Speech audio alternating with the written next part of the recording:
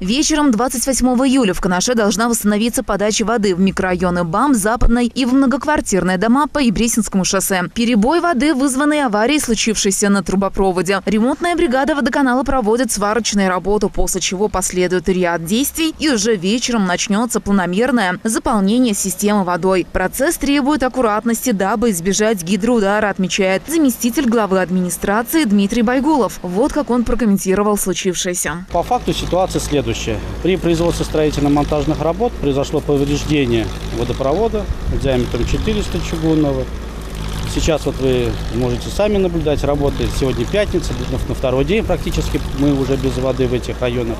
Работу мы сегодня планируем завершить. Участок трубы поврежденной чугунную мы заменяем. Проблем у нас ни с материалом нет, ни с комплектующими, как многие кто пишут и ВКонтакте, в интернете, что у них нет ни трубы, у них нет ничего. Все у нас есть, материал полностью здесь на месте обеспечен, ремонтная бригада работает, техника есть, проблем никаких у нас на сегодняшний день с ликвидацией этой аварии нету. Значит, для жителей мы организовали подвоз холодной воды.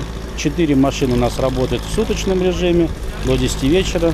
На микрорайон БАМ подается, Фрунзе и на многоквартирные дома Ибресинского шоссе около коттеджа.